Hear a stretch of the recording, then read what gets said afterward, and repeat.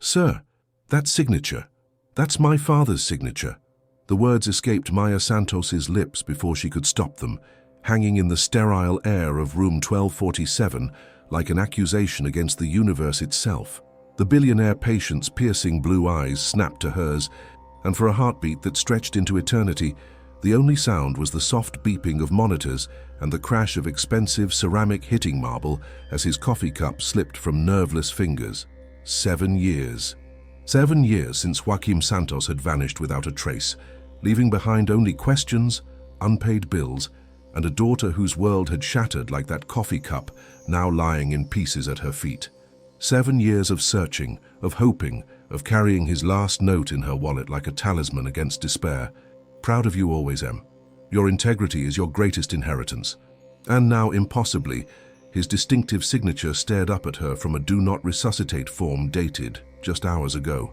Maya's hands trembled as she held the document, her nursing training warring with the daughter's desperate need for answers that had driven her through medical school, through countless night shifts at St. Augustine Medical Center, through the grinding poverty that came from choosing healing over wealth.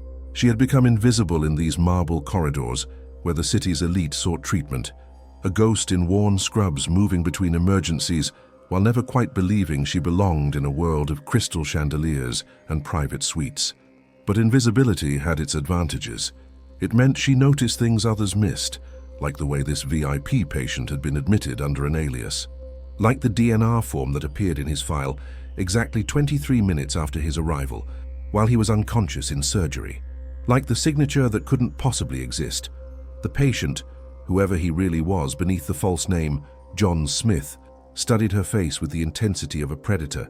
Even flat on his back in a hospital bed, he radiated the kind of power that came from owning boardrooms and crushing competitors. His Armani pajamas probably cost more than Maya's monthly rent, and the Patek Philippe watch still strapped to his wrist could have paid off her student loans. "Your father?" His voice carried an edge that Maya couldn't quite identify. Fear, recognition, guilt. Joaquim Santos. He was a notary public. He disappeared 7 years ago. Maya's professional composure cracked as she stared at the impossible document. But this is his handwriting, his exact signature. How is that possible? The silence stretched between them like a chasm. Maya watched the patient's face transform, saw recognition dawn in his aristocratic features like a guilty sunrise. He knew that name. He knew it very well. Nurse Santos. The way he said her name made it clear this wasn't a random encounter. "We need to talk." Before Maya could respond, the door burst open. Security guards flooded in, followed by Sarah Chen, the head nurse whose friendship had been Maya's anchor through medical school debt and single living. But it was the silver-haired man in the $1,000 suit who commanded the room's attention, James Klein, according to his hospital ID, senior legal counsel. "Is there a problem here?" Klein's voice carried the smooth authority of someone accustomed to making problems disappear. His eyes swept the scene. The shattered coffee cup, the DNR form in Maya's hands, the tension crackling between nurse and patient like live electricity. Maya felt the weight of invisible forces pressing down on her, the same forces that had made her father vanish into thin air. She looked at the signature again, the distinctive loop of the J, the precise angle of the S, the confident sweep that she had memorized during 7 years of futile searching. "No problem at all," she heard herself say, though her voice sounded like it was coming from very far away. "Just a minor accident with the coffee cup." But as she handed the DNR form back to Klein, their eyes met, and she saw something that chilled her to the bone. Not surprise at finding Joaquim Santos's signature on a legal document. Recognition, as if he had been expecting this moment, planning for it, as if her father's signature was exactly where it was supposed to be. The room began to empty. Security guards stepping back, Sarah shooting her worried glances, Klein tucking the DNR form into his briefcase with the casual efficiency of someone handling routine paperwork. But the patient, this mysterious billionaire, whose very presence had shattered her world like that coffee cup, caught her wrist as she turned to leave. "Room 847, he whispered, so quietly that only she could hear. "Midnight. Your father's life may depend on it." Maya's blood turned to ice, because suddenly she understood that this wasn't about a missing signature or even a missing father. This was about murder, and she was the only person who could stop it. The coffee maker in the break room sputtered as Maya prepared for another 12-hour shift. Through the floor-to-ceiling windows, she could see the city's skyline glittering with the ambitions of people who lived in a world she could barely imagine. Corporate towers that pierced the clouds, penthouses where her monthly salary wouldn't cover a single dinner. "Maya, we've got a VIP admission coming up to the executive floor," called Sarah Chen, the head nurse whose friendship had been Maya's anchor through the storm of medical school debt and single living. "Full discretion protocol. The kind where we pretend we don't have eyes or ears." Maya nodded absently, checking her watch. 11:47 p.m.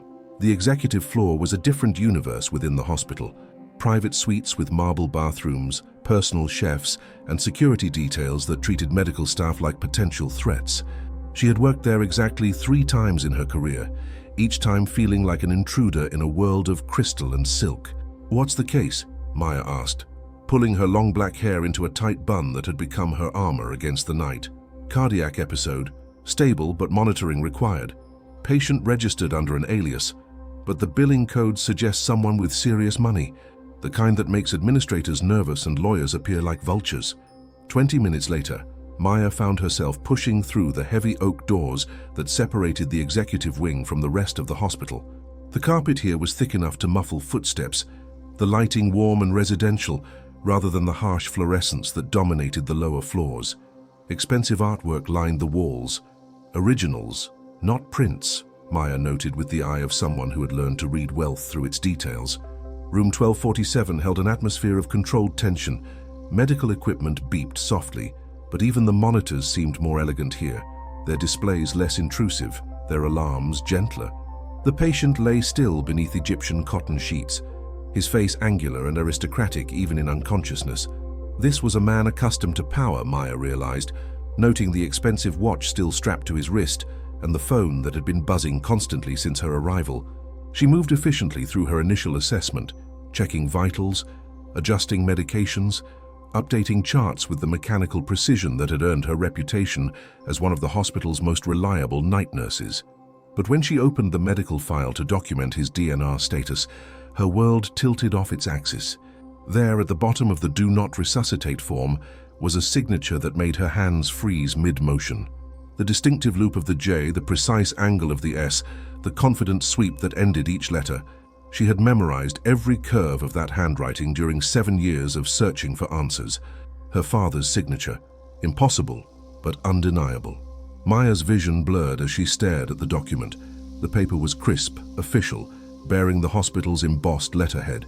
But the signature was dated just hours ago, witnessed by the hospital's legal department.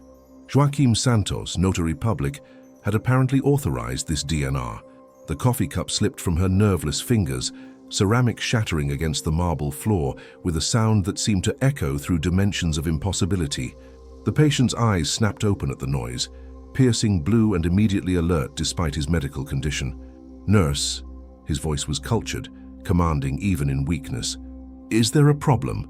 Maya found her voice somewhere between shock and professional training. "Sir, that signature." She pointed at the document with a trembling finger. "That's my father's signature. Alexander Kane," for that was indeed who lay before her, though she didn't know it yet, sat up slowly, his business instincts overriding his medical needs. He studied her face with the intensity of a man who had built an empire on reading people's tells. The DNR form lay between them like evidence of a crime neither of them understood. "Your father." His voice carried a note that Maya couldn't quite identify. Recognition? Fear? Guilt? Joaquim Santos. He's been missing for 7 years. But that's his handwriting, his signature. Maya's professional composure cracked slightly. "How is that possible? How did his signature end up on your medical forms?" The silence that followed was broken only by the soft beeping of monitors and the distant sound of the night shift continuing their rounds. Alexander Kane stared at the signature, his face draining of what little color it had possessed. Because he did know that name, he knew it very well, and he knew exactly why Joaquim Santos had disappeared. The name hit Alexander like a physical blow, dredging up memories he had spent 7 years trying to bury beneath layers of success and willful amnesia. Joaquim Santos, the notary who had refused to validate the Wellington-Kane merger documents, The honest man whose integrity had nearly cost Alexander everything he had built. Maya watched his face transform, saw recognition dawn in his eyes like a guilty sunrise. "You know him," she whispered, and it wasn't a question. Before Alexander could respond, the room filled with the efficient bustle of hospital staff, responding to the sound of broken ceramic. Sarah Chen appeared first, followed by 2 security guards, whose presence suddenly made the spacious room feel claustrophobic. "Maya, what happened?" Sarah's concern was genuine, but Maya could hear the underlying worry about protocol breaches and VIP complaints that could cost careers. "Just clumsy," Maya managed, her eyes never leaving Alexander's face. "I'll clean it up." "No need," Alexander said quietly. "It was an accident. Could you give us a moment, please? I'd like to speak with Nurse Santos privately." The use of her last name sent another shock through Maya's system. He knew. Somehow this billionaire patient knew exactly who she was, who her father had been. The security guards hesitated, clearly uncomfortable with leaving their charge alone. But Alexander's tone brooked no argument. 5 minutes, the senior guard conceded. "We'll be right outside."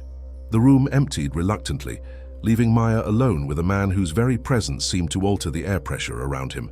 Alexander Kane, though she still didn't know his real identity, gestured toward the chair beside his bed with the casual authority of someone accustomed to having his gestures obeyed. "Sit," he said gently. "Please, we need to talk." Maya remained standing, her nursing training warring with a daughter's desperate need for answers. "What do you know about my father?" Alexander studied her face, seeing echoes of Joaquim's stubborn integrity in her dark eyes, the same set to her jaw that had cost him millions 7 years ago. "Your father was an honorable man, perhaps the most honorable man I've ever encountered." "Was." The word cut through Maya like a scalpel. "You speak of him in past tense." "I don't know if he's alive or dead," Alexander admitted. "I only know that after our encounter, he vanished. And I've spent 7 years wondering if I was responsible." Maya finally sat, her legs suddenly unable to support the weight of possibility and dread. "What encounter? What did you do to him?" Alexander closed his eyes, and for a moment he looked less like a corporate titan and more like a man carrying an unbearable burden. "I was desperate. My company was hemorrhaging money, partners were fleeing, and there was this merger, Wellington Industries. It would have saved everything, but there were irregularities in the documentation." "What kind of irregularities?" "The kind that required a notary who was willing to overlook certain discrepancies for the right price." Alexander's voice was barely above a whisper. "I went to your father because of his reputation. Everyone said Joaquim Santos would notarize anything if the fee was sufficient." Maya's hands clenched into fists. Everyone was wrong. Yes, they were. Alexander met her eyes and she saw something unexpected there, respect tinged with regret. "Your father took one look at those documents and knew exactly what they were. Fraudulent papers designed to mask a hostile takeover disguised as a merger. He refused to sign them." The words hung between them like an indictment. Maya tried to reconcile this story with the father she remembered. Gentle, principled, always insisting that a person's word was their bond. It fit perfectly, which somehow made it worse. "What did you do then?" Maya asked, though part of her didn't want to know the answer. "I offered him more money, a lot more money, enough to change his life completely." Alexander's voice carried the weight of old shame. He still refused, said his signature meant something, and he wouldn't sell his integrity for any amount. Maya felt tears threatening, but she forced them back. "And then I made a mistake that's haunted me for 7 years. I threatened him. Not physically, I'm not that kind of man, but I implied that his business would suffer. That word would spread about his inflexibility.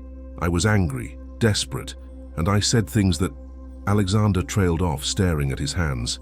"Things that scared him enough to run," Maya finished, her voice hollow. "I don't know if that's why he left. I only know that 3 days after our meeting, Joaquim Santos closed his office, sold his house and disappeared, and the Wellington merger collapsed anyway when other irregularities came to light." The room fell silent except for the steady beeping of medical equipment.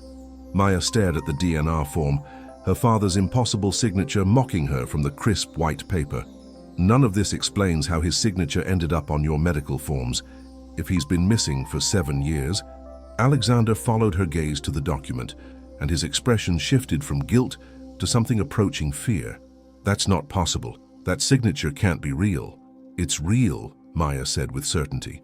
I've studied my father's handwriting for years, hoping to find some clue about where he went.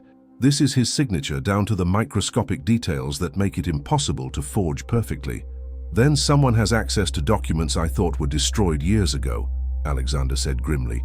And they're using your father's signature for reasons that... He paused, studying the DNR form with new understanding. Reasons that might involve my death. The implications of Alexander's words hit Maya like a physical force. She grabbed the DNR form, studying it with new eyes. Her medical training now focused on the document itself, rather than just the impossible signature. When was this filed? She demanded, checking the timestamp. I have no idea. I was unconscious when they brought me in.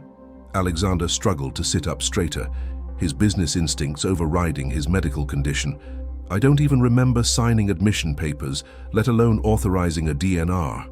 Maya's fingers flew over the hospital's tablet system, accessing records with the speed of someone who had navigated these databases for years. According to this, the DNR was filed at 8:47 p.m., 23 minutes after your admission. But you were in surgery for a cardiac episode from 8:15 to 9:30. The mathematics of impossibility stared them in the face. Alexander couldn't have signed the form. He had been unconscious on an operating table, yet there it was, bearing a signature that had been legally dead for 7 years.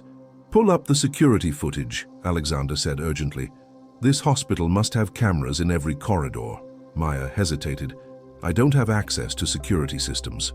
That would require administrative approval, and frankly, questioning VIP medical procedures is a good way to lose my job. I can get you access. Alexander reached for his phone, but Maya caught his wrist. Wait, before you make calls that can't be taken back, let me try something else. She turned back to the tablet, navigating to a different section of the hospital's system. Every document filed in this hospital gets scanned and digitally archived. If someone forged this DNR, there might be traces in the metadata. Her fingers danced across the screen with practiced efficiency. Years of working night shifts had taught her to navigate the hospital's labyrinthine computer systems better than many of the day staff. She pulled up the digital file properties for the DNR form, looking for the kinds of details that most people never knew existed. Here, she breathed, pointing at the screen. The original scan timestamp shows 6:23 p.m., almost 3 hours before you were even admitted, but the system entry time shows 8:47 p.m. Alexander leaned closer, his business mind immediately grasping the implications. Someone pre-prepared this document, then entered it into the system during my surgery when I couldn't object or even know it was happening. Maya continued scrolling through the metadata, her heart racing as the pieces began to form a picture that terrified her. The digital signature path shows the document was scanned on a machine in the legal department, authorized by... She paused, her blood running cold. Damian Pike, Chief Financial Officer, and witnessed by James Klein, Senior Legal Counsel. Pike, Alexander's voice turned to ice. My CFO, a man who's been pushing for changes to the corporate succession plan for months. The room seemed to shrink around them as the magnitude of the conspiracy became clear. This wasn't just document fraud. This was a sophisticated plan to commit murder disguised as medical compliance. We need to call the police, Maya said, but Alexander shook his head. Not yet. Pike is smart, connected, and wealthy enough to make problems disappear. We need more evidence than metadata timestamps and a signature that supposedly came from a missing man. Maya stared at the DNR form again, her father's signature seeming to pulse with accusatory life. There's something else. Something that proves this is my father's real signature, not a forgery. She opened her wallet with trembling hands, extracting the folded note she had carried for 7 years. Alexander watched as she carefully placed it beside the DNR form, the two documents side by side like exhibits in a trial. Look at the loop in the J, Maya said, her voice barely above a whisper. See how it curves slightly to the left before coming back? That's a micro-tremor from an old injury to his writing hand. He broke his wrist when I was 15, and it never healed perfectly straight. Most people wouldn't notice, but it's there in every signature he made afterward. Alexander studied both signatures with the focused intensity of a man who had built his fortune on reading details others missed. The tremor was there, unmistakable, once pointed out, a tiny imperfection that would be almost impossible to forge without intimate knowledge of Joachim's medical history. "This is his real signature," Alexander said slowly, "which means either your father is alive and was somehow coerced into signing this, or someone has access to documents that he signed before he disappeared," Maya finished. "Documents that Pike and Klein could use to create a paper trail that looks legitimate." The sound of footsteps in the corridor interrupted their conversation. Maya quickly pocketed her father's note and closed the tablet, reverting to her professional demeanor as Sarah Chen appeared in the doorway. "Maya, I need to speak with you outside," Sarah said, her expression tight with concern. Maya exchanged a look with Alexander, understanding passing between them without words. Whatever came next, they were in it together, bound by a mystery that connected a missing father, a forged signature, and a conspiracy that reached into the highest levels of corporate power. "I'll be right back," Maya told Alexander, but he caught her hand as she moved toward the door. "Be careful," he said quietly. "If Pike and Klein are behind this, they won't hesitate to eliminate anyone who threatens their plan." Maya nodded, squeezing his hand briefly before following Sarah into the corridor. But as she stepped outside the room, she didn't notice the figure watching from the shadows near the elevator bank. A man in an expensive suit who had been waiting for exactly this moment to make his move. The conspiracy that had begun with a missing notary was about to claim its next victims. "Maya, we have a problem." Sarah's voice carried the weight of years of friendship and professional respect, which made the formal distance in her tone all the more ominous. "I just got off the phone with administration. There's been a complaint filed about your conduct tonight." They stood in the antiseptic brightness of the executive corridor, the warm lighting doing nothing to soften the harsh reality of corporate healthcare politics. Maya felt her stomach drop, but forced herself to maintain professional composure. "What kind of complaint?" "Violation of patient confidentiality protocols, inappropriate questioning of medical procedures, and," Sarah paused, clearly uncomfortable, "personal involvement that compromises professional judgment." Maya's mind raced. The complaint had to have come from someone with access to the room, someone who had been monitoring the situation. Who filed the complaint? The hospital's legal department, specifically James Klein. He cited security footage showing you accessing patient records beyond your clearance level and engaging in what he called interrogational behavior with a VIP patient. The pieces clicked together with terrifying clarity. Klein wasn't just covering his tracks. He was actively moving to silence the one person who had discovered the DNR fraud. Maya realized she was walking into a trap that had been set the moment she recognized her father's signature. "Sarah, there's something wrong with that patient's medical files. The DNR form has—" "Maya, stop." Sarah held up a hand, her expression pained. "Whatever you think you've discovered, you need to let it go. James Klein is requesting your immediate suspension pending a full investigation. I've managed to buy you until tomorrow morning, but you need to finish your shift and step away from this situation." The betrayal hit Maya like a physical blow. Sarah had been more than a supervisor. She had been a mentor, a friend who had helped Maya navigate the treacherous waters of hospital politics and medical school debt. To have her prioritize administrative pressure over justice felt like losing family all over again. "You don't understand," Maya said desperately. "That DNR form was filed while the patient was in surgery. The signature on it belongs to my father, who's been missing for 7 years. This isn't just a confidentiality violation. It's fraud, maybe worse." Sarah's expression softened slightly, but the administrative steel remained.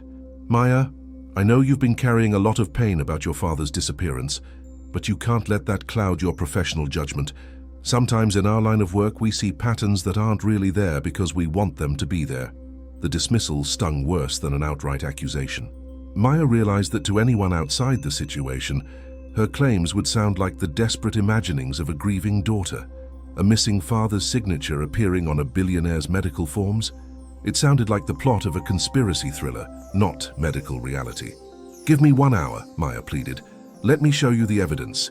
The metadata timestamps, the signature analysis, the—" "Maya," Sarah's voice carried final authority. "Go home. Take the weekend. Come back Monday ready to focus on what matters, taking care of patients within the bounds of your professional responsibilities. Don't make me call security to escort you out." Defeated, Maya nodded slowly, but as she turned to collect her things from the nurse's station, she caught sight of a familiar figure emerging from the elevator bank. Tall, silver-haired, wearing a suit that probably cost more than Maya's monthly rent, James Klein himself, moving through the corridor with the confident stride of a man who owned everything he surveyed. Their eyes met for a fraction of a second, and Maya saw something that chilled her to the bone. Not guilt or concern about being discovered, but calculation. Klein looked at her the way a chess master might study a piece that needed to be removed from the board.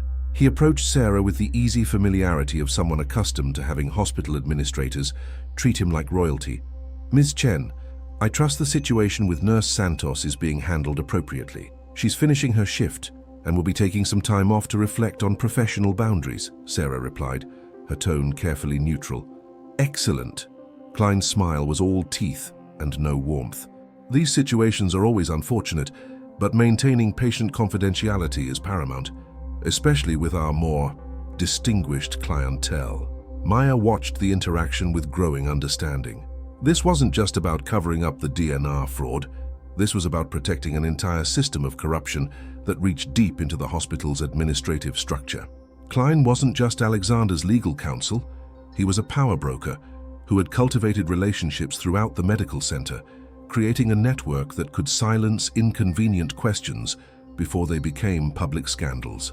"If you'll excuse me," Maya said quietly, "I need to check on my patient before I leave." Klein's hand fell on her arm with deceptive gentleness.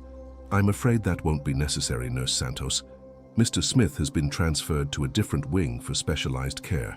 Your services are no longer required." The use of the fake name wasn't lost on Maya. Alexander, or whatever his real name was, had been moved beyond her reach, isolated from the one person who had discovered the conspiracy. She was being systematically cut off from the evidence and the victim, trapped in a web of bureaucratic procedures that would discredit her before she could expose the truth. "I understand," Maya said, but her mind was already working on alternatives. If she couldn't access Alexander through official channels, she would have to find another way. 7 years of searching for answers about her father had taught her that sometimes the truth required breaking a few rules. As she walked toward the elevator, Maya felt Klein's eyes following her, measuring her threat level, calculating his next moves. But what he didn't know was that Joaquim Santos had raised his daughter to be just as stubborn as he was, just as committed to integrity, even when it came at personal cost. The war for truth was just beginning, and Maya Santos wasn't ready to surrender. Maya's apartment felt like a prison cell at 3 a.m., the silence broken only by the distant hum of traffic and the relentless churning of her thoughts. She sat at her kitchen table, surrounded by printouts she had managed to save from the hospital's system before her access was revoked, her father's note placed carefully beside a magnifying glass she had borrowed from her neighbor. The evidence was damning but incomplete.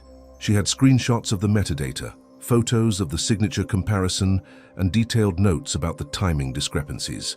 But she also knew that Klein had the power to make digital records disappear, to alter timestamps, to create a narrative where a grief-stricken nurse had fabricated evidence to support her delusions about her missing father. Her phone buzzed with a text from an unknown number. "Loading dock St. Augustine, 4 a.m., come alone. A friend who knew your father." Maya stared at the message, her heart hammering against her ribs. It could be a trap, another move in Klein's chess game to eliminate her completely, but it could also be the break she needed. Someone with information about Joaquim, someone who might be able to explain how his signature had appeared on Alexander's DNR form. She looked at her reflection in the dark window, seeing her father's stubborn jaw, his determined eyes. Joaquim Santos had disappeared because he refused to compromise his principles for money or threats. If Maya walked away now, his sacrifice would be meaningless, and Alexander would die for the crime of trusting the wrong people. The loading dock area of St. Augustine Medical Center was a maze of service corridors and storage areas that most patients never saw. Maya parked her beat-up Honda between 2 ambulances, the familiar smell of antiseptic and industrial cleaning supplies greeting her as she made her way through the maze of concrete passages. She found Alexander waiting in the shadows near a freight elevator, no longer the pristine billionaire from his hospital bed. He wore scrubs that were too large for his frame and a surgical cap pulled low over his distinctive features. The transformation was so complete that Maya almost walked past him. "You came," he said, relief evident in his voice. "You sent that text." Maya felt a mixture of disappointment and fear. How did you get out of the hospital? They said you'd been transferred. I discharged myself AMA, against medical advice. Klein's people were setting up for what they called specialized monitoring. I've seen enough hostile takeovers to recognize a kill box when I'm being led into one. Alexander stepped into the pale fluorescent light, and Maya could see the toll that the night's revelations had taken on him. His face was drawn, exhaustion etched deep around his eyes, but there was something else there, a determined fire that reminded her uncomfortably of her father. I've been doing some research of my own, he continued, pulling out a tablet. About your father, about the Wellington merger, about a lot of things I thought I had forgotten. Maya moved closer, studying the screen. Alexander had pulled up news articles, business filings, legal documents, a paper trail that painted a picture of corporate corruption spanning nearly a decade. The Wellington Industries merger wasn't just about saving my company, Alexander said quietly. It was the centerpiece of a larger scheme to manipulate stock prices, strip assets, and move money through shell corporations. Your father was supposed to be the final validator, the notary whose signature would make everything look legitimate. But he refused, Maya said. He didn't just refuse. He threatened to report the scheme to federal investigators. That's why he disappeared, Maya. Not because of anything I said or did, but because he discovered something that could have brought down dozens of powerful people. Alexander scrolled to another document, this one bearing the letterhead of the FBI's Financial Crimes Division. 3 months after your father vanished, there was a raid on Wellington Industries. They seized computers, financial records, communication logs, but by then all the key evidence had been destroyed or hidden. Maya felt the pieces falling into place, creating a picture that was both more terrible and more hopeful than anything she had imagined. You think my father went into hiding voluntarily, as a witness. I think your father made a deal with federal investigators, witness protection in exchange for testimony that could unravel one of the largest financial fraud schemes in corporate history. Alexander's voice carried conviction. And I think Klein and Pike have been using documents from that scheme ever since, including samples of your father's signature, to validate their own criminal activities.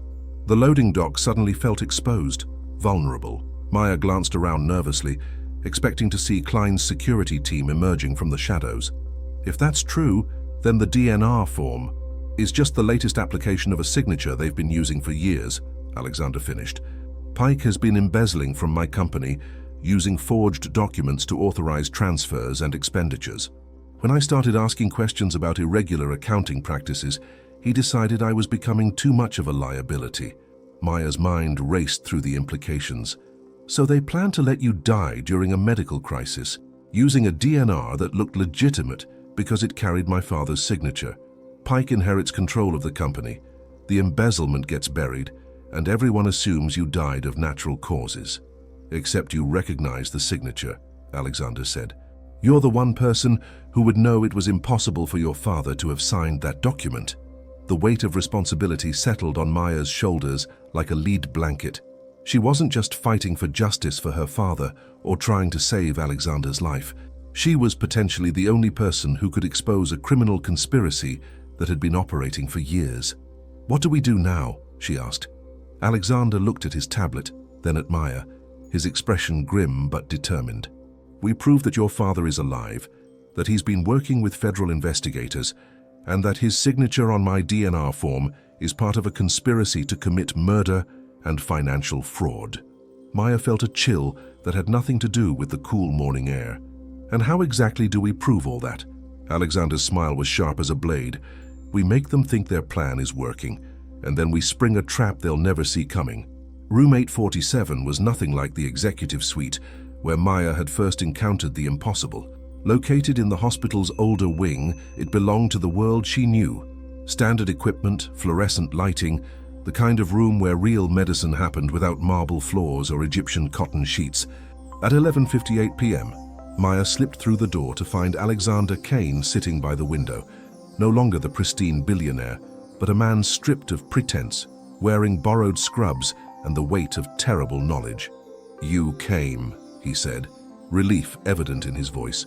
I wasn't certain you would. Maya closed the door behind her, her hand trembling slightly as she turned the lock. Your message said my father's life depended on it. I need to know what that means. Alexander gestured to the chair beside his bed, and Maya noticed he had spread documents across the small table, printouts, photographs, what looked like federal case files.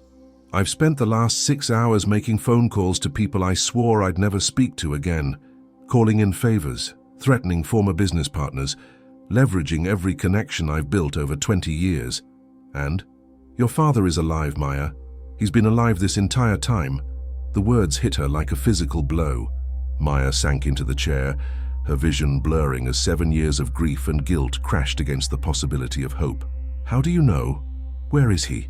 Alexander picked up a photograph from the pile, a surveillance shot of a man in his 60s, silver-haired and thinner than Maya remembered, but unmistakably Joaquim Santos. He was walking out of what appeared to be a government building, flanked by 2 men in dark suits. "Federal Witness Protection Program," Alexander said quietly.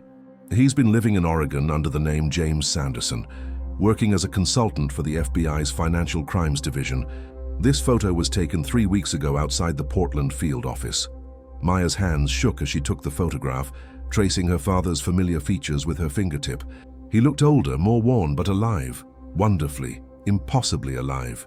"Why didn't he contact me? Why didn't someone tell me? Because the moment anyone knew he was alive, he would become a target." Alexander pulled out another document, pages of dense legal text with multiple signatures and official seals. "Your father didn't just refuse to validate fraudulent merger documents, Maya. He spent weeks documenting an entire network of corporate corruption, gathering evidence of securities fraud, money laundering, and conspiracy that reached into dozens of companies and government agencies." Maya scanned the documents, recognizing some of the corporate names, seeing the scope of what her father had uncovered.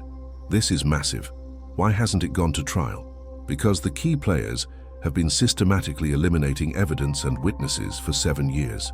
Your father was supposed to testify in a grand jury hearing next month, the culmination of the FBI's entire investigation. But 3 weeks ago, someone leaked his location to the very people he was set to testify against." The pieces began falling into place with terrifying clarity. "Pike and Klein, they found out about the hearing. They found out about everything. Your father's identity, his location, his role in the investigation. And they realized that the one thing that could connect them to the original fraud was still out there. Documents bearing his signature that they've been using for years to validate their own criminal activities." Alexander spread out more papers, and Maya saw copies of contracts, transfer authorizations, board resolutions, all bearing her father's signature, all dated after his supposed disappearance. They've been using signature samples from the original Wellington Industries case to forge documents, creating a paper trail that makes their embezzlement and fraud look legitimate. Maya stared at the forgeries, seeing her father's handwriting perverted into an instrument of crime. "But why kill you? What's your connection to all this?" Alexander's expression darkened. "Because I started asking questions about irregular financial activities in my company. Pike has been using my corporate accounts to launder money for the entire network. When I threatened to bring in outside auditors, I became a liability. So they planned to let you die during a medical crisis using a DNR that would look legitimate because it carried my father's signature," Maya said, the full scope of the conspiracy finally clear. "Except you recognized the signature. You're the one person who could prove it was impossible for your father to have signed that document." Alexander leaned forward, his voice intense. "Maya, you're not just a witness to attempted murder. You're the key to bringing down a criminal conspiracy that's been operating for nearly a decade." Maya felt the weight of responsibility settling on her shoulders like a lead blanket. "What do we do now?" Alexander smiled grimly. "We do what your father would do. We gather evidence, we build an unshakable case, and we make sure the truth comes out." He picked up his phone, showing her a number already dialed. "I have a contact at the FBI. Agent Sarah Martinez has been working your father's case from the beginning. She's been waiting 7 years for a break like this. You want me to call federal agents? I'm a night shift nurse with student loan debt and a beat-up Honda. They're not going to believe me." "They'll believe the evidence," Alexander said. "And they'll believe you because you have something no one else has. Intimate knowledge of your father's handwriting that can prove every document Pike and Klein have forged over the past 7 years. Maya stared at the photograph of her father, seeing strength in his weathered face that she had inherited, determination that had driven him to risk everything for truth. "If we do this, we're putting ourselves in danger. If they're willing to kill you, They won't hesitate to eliminate anyone who threatens their operation. They're already trying to eliminate us, Alexander pointed out. The only question is whether we fight back or let them win. Maya thought about the DNR form, about Klein's calculating stare, about the years she had spent wondering if her father had abandoned her or if something terrible had happened to him. Now she knew the truth. He hadn't abandoned anyone. He had sacrificed everything, including his relationship with his daughter, to stop criminals from destroying innocent lives. "Make the call," she said. Agent Sarah Martinez arrived at the hospital at 3 a.m. with the quiet efficiency of someone accustomed to working in shadows. She was younger than Maya had expected, perhaps 40, with the kind of intense focus that came from years of tracking financial criminals through labyrinthine corporate structures. She carried a briefcase that looked like it could survive a nuclear blast, and the authoritative bearing of someone who had spent her career making powerful people very uncomfortable. "Ms. Santos," Martinez said, extending a firm handshake. "I've been hoping to meet you for 7 years." They had moved to a conference room in the hospital's administrative wing, chosen because it was equipped with privacy screens and secure phone lines typically used for sensitive medical consultations. Alexander sat across from Maya, his business instincts fully engaged now that they were dealing with federal law enforcement. "Your father is a remarkable man," Martinez continued, opening her briefcase to reveal files thick enough to constitute a small library. His documentation of the Wellington Industries fraud scheme provided the foundation for one of the largest financial crimes investigations in Bureau history. Maya leaned forward. "Why couldn't you tell me he was alive? Why did I have to spend 7 years thinking he might be dead?" Martinez's expression softened slightly. "Because the people your father was investigating have resources that extend far beyond normal criminal networks. They have contacts in law enforcement, federal agencies, even within the Bureau itself. The moment word leaked that Joaquim Santos was alive and cooperating with federal investigators, he would have become a target." She pulled out a thick folder marked with multiple security classifications. "The Wellington Industries case was just the beginning. Your father's evidence exposed a network of corporate executives, lawyers, accountants, and government officials who have been manipulating markets, laundering money, and defrauding investors for over a decade." Alexander studied one of the documents. "This shows connections to my company. Pike has been using Kane Industries accounts to move money for this network. Damian Pike is what we call a facilitator," Martinez explained. "He infiltrates legitimate companies, establishes himself in financial oversight roles, then uses those companies' resources to launder money and validate fraudulent transactions. He's done it at least 6 times that we can prove, always using forged documents bearing your father's signature to make the transactions appear legitimate." Maya felt sick as the scope of the conspiracy became clear. How many people have they hurt? How many companies have they destroyed? Hundreds of millions of dollars in investor losses. Dozens of companies bankrupted or severely damaged. Pension funds depleted. Retirement accounts wiped out. Entire families destroyed financially. Martinez's voice carried the weight of years spent documenting human suffering. "Your father's testimony is the cornerstone of our case against the entire network." "But someone leaked his location," Alexander said. "How did Pike and Klein find out about the grand jury hearing?" Martinez's jaw tightened. "We believe there's a leak somewhere in the federal prosecutor's office. 3 weeks ago, your father's handler reported suspicious activity around his safe house in Oregon. We moved him to a secondary location, but by then, the network knew he was alive and preparing to testify." She pulled out another set of documents, these bearing the FBI seal. "That's when Pike and Klein accelerated their timeline. They needed to eliminate anyone who could connect them to the forged signatures, starting with Mr. Kane here. Because I was asking too many questions about irregular financial activities," Alexander said. "Exactly. But they made a crucial mistake. They used your father's signature on the DNR form, not realizing that his daughter worked in the same hospital where they planned to eliminate you." Martinez looked at Maya with something approaching admiration. "The odds of you being assigned to that shift, that specific patient, were astronomical. But it happened, and it gave us the break we needed." Maya stared at the DNR form, now in an evidence bag on the table. "My father's signature on that document, it's real, isn't it? Not a forgery. We believe it was lifted from one of the original Wellington Industries documents, then transferred onto the DNR form using sophisticated reproduction techniques, Martinez confirmed. Pike and Klein have been perfecting these methods for years, creating a library of your father's signatures that they could apply to any document they needed. The room fell silent as the implications sank in. Maya's father hadn't just been a victim of corporate intimidation, he had been the victim of a sophisticated criminal enterprise that had turned his own integrity into an instrument of fraud. "There's something else," Martinez said, her tone becoming more urgent. "The grand jury hearing is scheduled for Monday morning. Your father is prepared to testify, but Pike and Klein know that once he takes the stand, their entire operation will be exposed. So they'll try to stop him," Alexander said. "They'll try to stop everyone connected to this case. That includes both of you." Martinez's expression was grave. "Ms. Santos, your ability to identify authentic samples of your father's handwriting makes you a crucial witness. Mr. Kane, your testimony about Pike's embezzlement activities will corroborate your father's evidence about the larger conspiracy." Maya felt the walls closing in. "Are you asking us to testify in federal court against people who've already tried to commit murder?"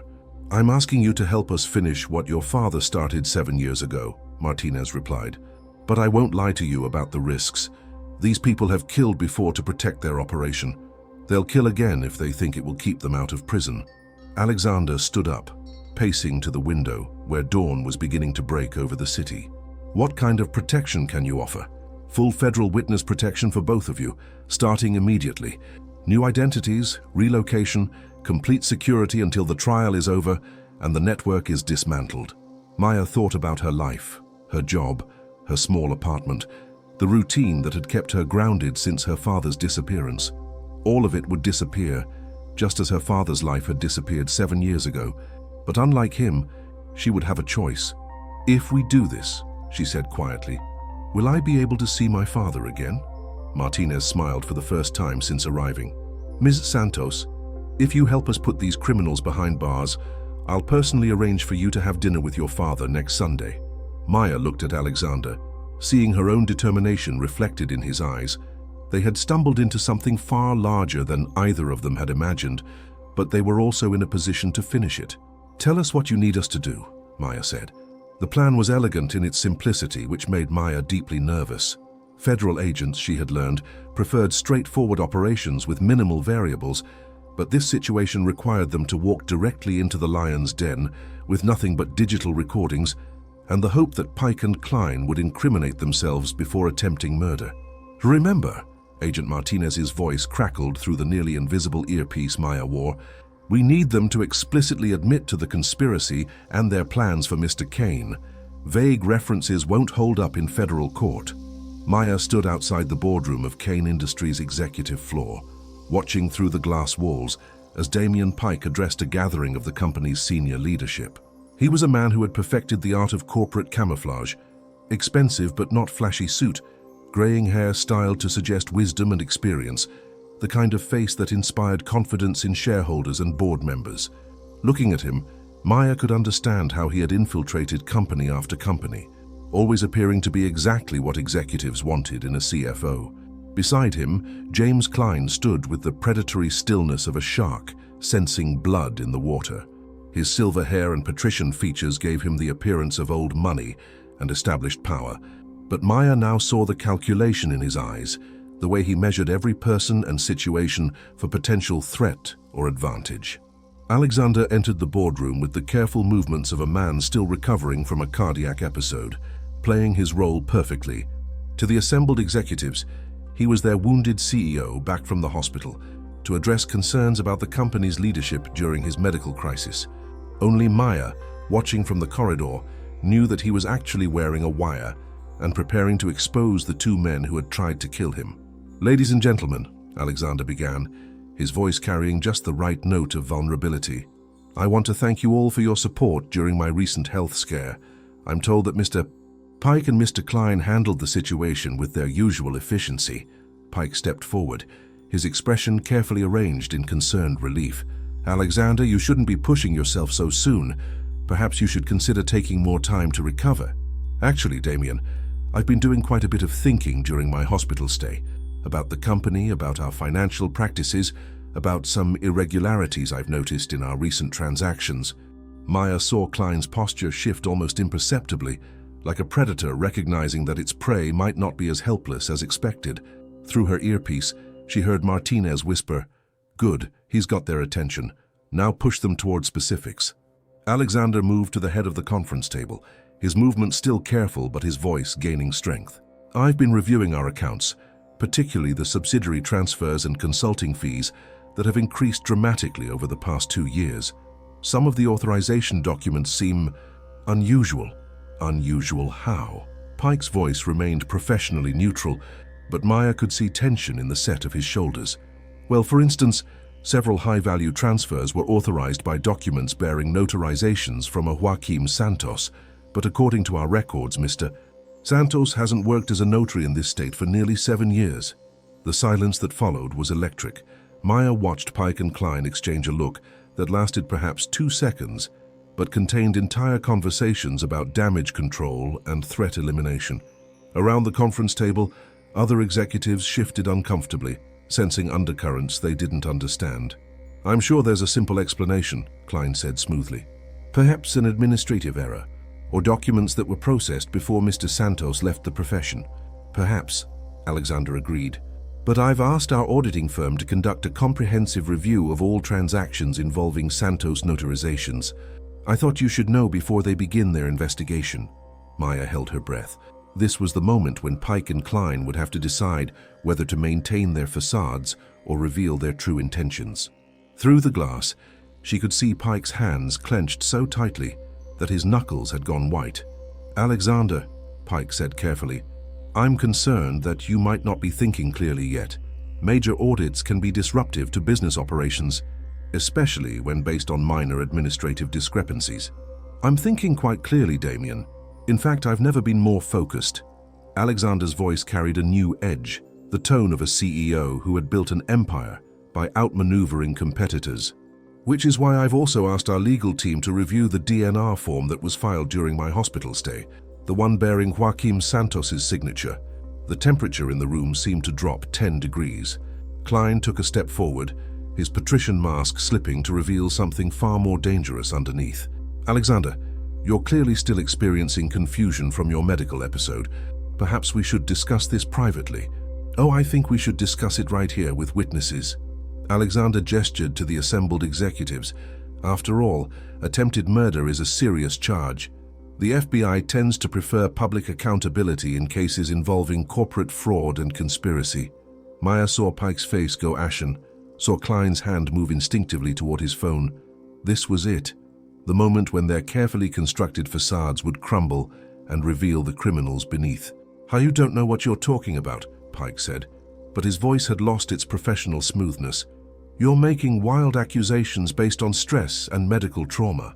"Am I?" Alexander reached into his briefcase, pulling out a folder thick with documents. "Because I have evidence of financial irregularities dating back 5 years. Unauthorized transfers, forged documents, embezzled funds totaling over $50 million, all authorized by a notary who has been in federal witness protection for 7 years." The words hung in the air like an explosion waiting to detonate. Maya saw several executives begin to understand that they were witnessing something far beyond a corporate dispute. Phones started appearing, security protocols activated, the careful order of the boardroom beginning to fracture. Klein stepped closer to Alexander, his voice dropping to a whisper that Maya could barely hear through the surveillance equipment. "You have no idea what you've stumbled into, Alexander. This goes far beyond your little company. There are people involved who will not hesitate to eliminate anyone who threatens this operation."